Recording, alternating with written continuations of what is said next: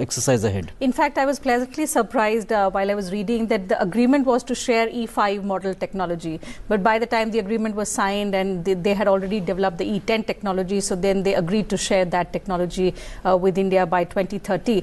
In that context, I would also like to understand from you that in a world where there is growing supply chain vulnerability and there is a growing protectionism, how significant is the kind of relationship, especially in building trusted technology partnerships and with a partner like Japan? See, in fact, that's exactly the main point, that if you look at closely observe India-Japan relations, especially in the last decade or so, one thing which really strongly emerges out is the question of strategic trust. That India and Japan are really, look at each other as strategic trust partners, and that is where there are sensitive areas, for example, in northeast of India, where India has allowed Japanese investments and has debarred investments from China for obvious security reasons. So that shows that there is a common sort of security sort of framework, a common political paradigm, especially in the Indo-Pacific, and that synergy, that sharing of convergence of views and policies between India and Japan is ensuring that this visit is really going to see moving ahead in terms of expanding their cooperation. Ambassador, before we begin talking about the SCO, one question, since we are talking about the India-Japan partnership and the new kind of technology sharing framework that we have both entered into, semiconductors and essential minerals are central to this new framework. From a strategic point of view, or from somebody who's been a career diplomat, do you see this move as helping India reduce its dependence on China, especially in these areas? Well, sure, Tina, though we do not know how big the Japan's, rare earth mineral deposits are, or how big is Japan's semiconductor industry. But certainly technical know-how from Japan, and also maybe Japan's investment or Japan's assistance in mining, exploiting the rare earth minerals that we have got, but we have not been able to exploit them so far. That also can come handy for India. And secondly, you see technology transfer, like this train, Shinkansen train, bullet train. So far, Japan was giving us technology for E5 series train. Now Japan is going to launch this year itself, probably this end of this month, E10 series, which is a much more advanced model, and which probably will be launched together jointly by India and Japan, because that means that Japan is going to supply us that advanced model of train. So infrastructure. The third thing is Japan is expert, a pioneer country in constructing tremor resistant buildings. So earthquake resistant buildings. That maybe that technology we can ask Japan to invest in us, and that will be something very good. Coming to defense, Japan has developed a very, very highly sensitive and highly effective system, which is called railgun. Probably we can think of sharing this technology with Japan, sharing this technology for our defense requirements. Right. This is a sort of laser gun type of thing, which runs at a very fast speed and destroys the enemy targets. So these are the things which we can probably have cooperation with Japan. Certainly, lots of potential in which our relationship with Japan can be further strengthened. Dr. Bajpai, artificial intelligence, semiconductor और critical minerals जैसे क्षेत्रों में जिन नए समझौतों की हम बात कर रहे हैं, जो प्रधानमंत्री के इस दौरे के दौरान अनाउंस हो सकते हैं, आपकी नज़र में वो भारत की तकनीकी आत्मनिर्भरता को किस तरह से और मजबूत और सशक्त कर सकते हैं? निश्चित तौर पर 2047 में विकसित भारत बनाने का संकल्प लेकर प्रधानमंत्री जी काम कर रहे हैं और उसी क्रम में जापान यात्रा में जो कुछ समझौते होंगे तकनीकी दृष्टि से भारत के लिए महत्वपूर्ण होंगे और भारत के युवा पीढ़ी के लिए बहुत उपयोगी सिद्ध होंगे। बल्कि आपने निवेश की भी बात कही थी, जो double then the previous commitment है जापान के द्वारा, 10 ट्रिलियन येन। आपके नज़रिए से और ख़ास करके आम आदमी के नज़रिए से अगर हम देखें तो भारत के युवाओं के लिए, भारत के उद्योगों के लिए किस तरह के अवसर आपको लगता है कि इससे और खुल सकते हैं आने वाले समय में? जस्ट डबल का कमिटमेंट की संभावना है जी, $5 ट्रिलियन से $10 ट्रिलियन की। स्वाभाविक है कि जब ये धनराशि आएगी तो धनराशि किसी न किसी तकनीकी के रूप में भी आएगी और तकनीकी का उपयोग आज की तारीख में युवा भारत कर रहा है, यानी हिंदुस्तान का नौजवान कर रहा है। और हिंदुस्तान का नौजवान जब तकनीकी से सन्नद्ध हो जाएगा तो उसकी क्षमता पर भरोसा किया जा सकता है। माननीय प्रधानमंत्री जी के नेतृत्व में जापान यात्रा का जो सुपरिणाम आएगा उससे भारत के नौजवानों के लिए अवसर खुलेंगे।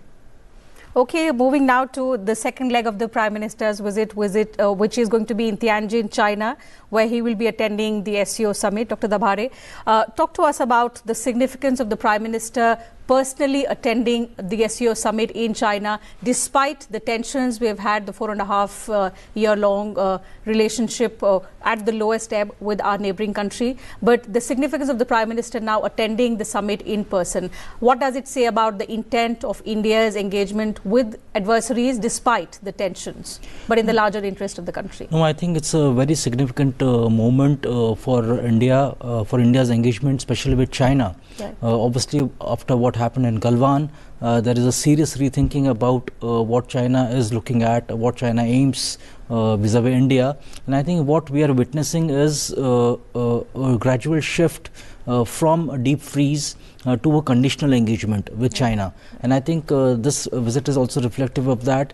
And we saw last week the Chinese Foreign Minister really coming to India and laying the groundwork for Prime Minister Modi's visit for attending the SCO summit. So SCO summit, I think you also need to understand there are two components of it. One is obviously the summit itself, what significance it has for India, and as I said earlier, I mean, it is also about China.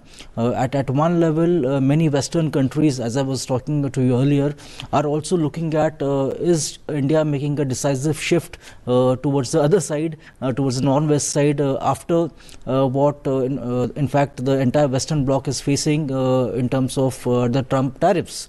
So I think that it is going to be a sort of global signaling. Very importantly, please understand this SCO itself has 2 permanent members of UN Security Council.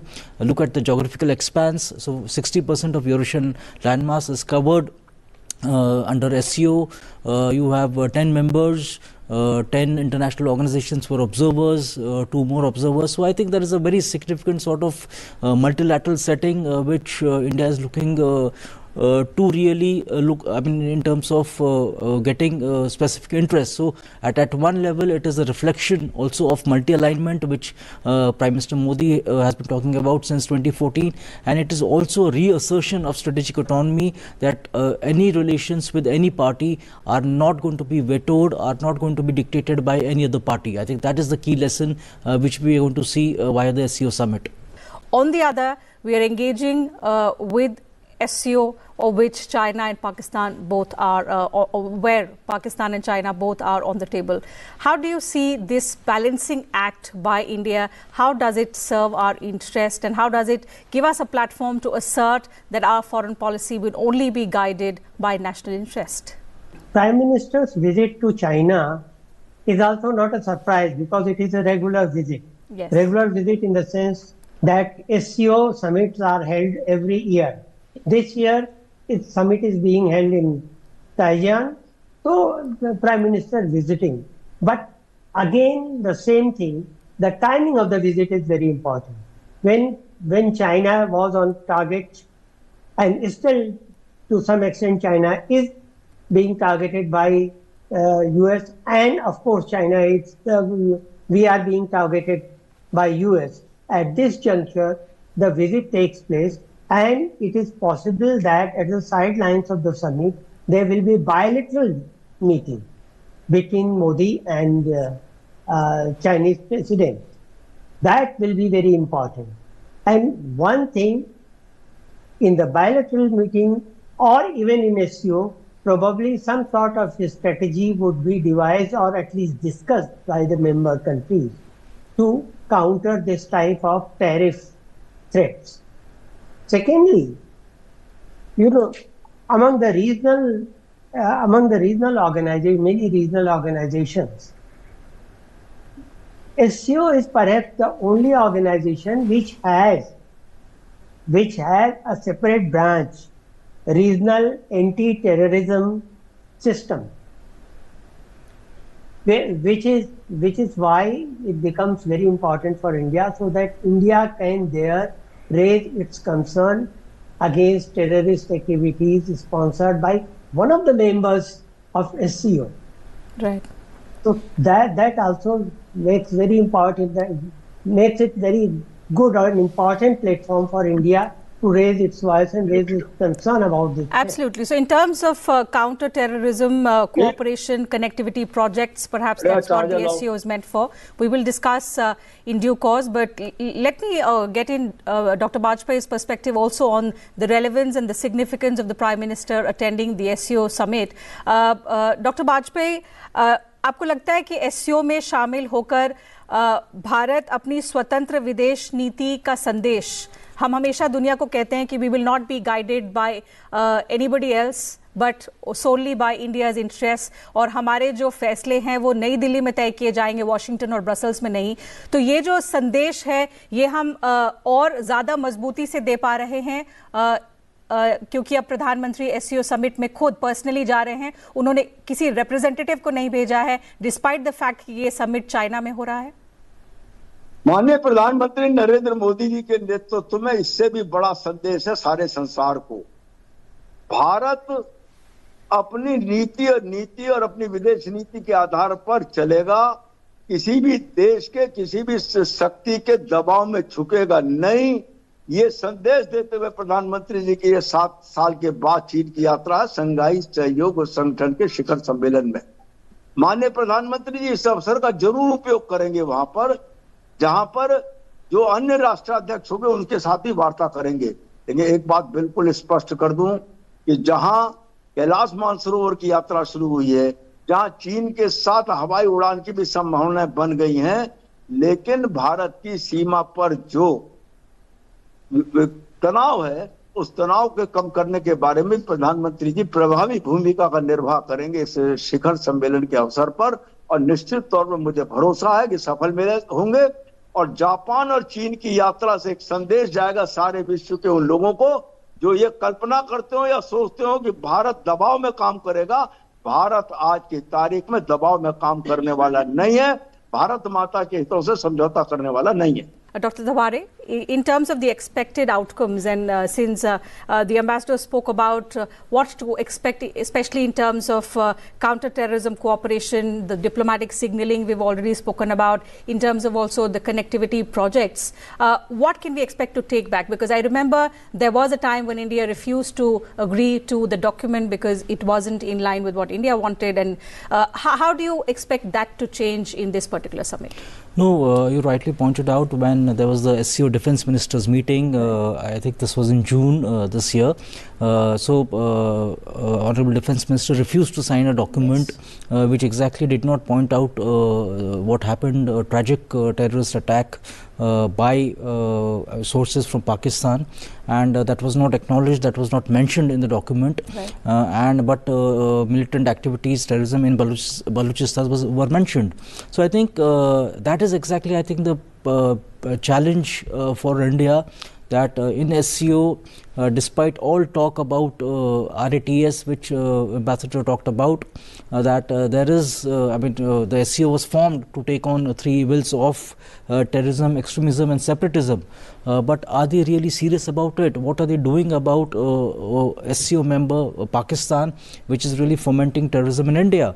And the Pahalgam also completely brought out that aspect of Pakistan's cross-border terrorism policy again. The point is, at some stage SCO, at some stage China has to, they have to show seriousness about terrorism, otherwise they are going to lose all credibility, and India is not going to accept that anymore, which was again proved by Rajnath Singh just refusing to sign the document. So I think the declaration, the SCO declaration, which obviously would be, which is being negotiated, would need to have would have to take a clear policy, a clear stance against terrorism emanating from Pakistan. So unless and until that happens, I don't think India would be in a position to take the SCO seriously, and I don't think the conditional engagement will move forward vis-a-vis China unless this is brought to the satisfaction of India. China certainly wouldn't want that to happen this time, Ambassador,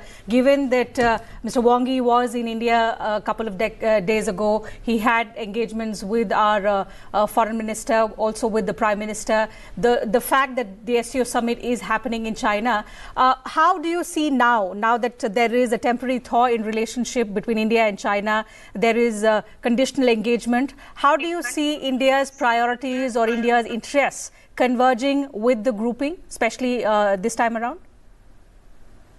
Well, you know, India's priorities with China, you mean, or with SCO? With the SCO, with the SCO. With SCO. With SCO, one is that the SCO itself is against any type of hegemony by any superpower, and hereby meaning USA.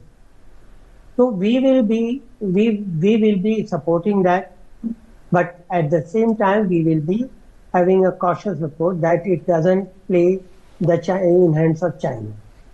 Secondly, you know, for us, SCO is important in sense also that the CIS countries, Uzbekistan, Tajikistan, Kyrgyzstan, etc., these countries, they also have quite considerable amount of deposits of rare earth minerals. So that, and then so with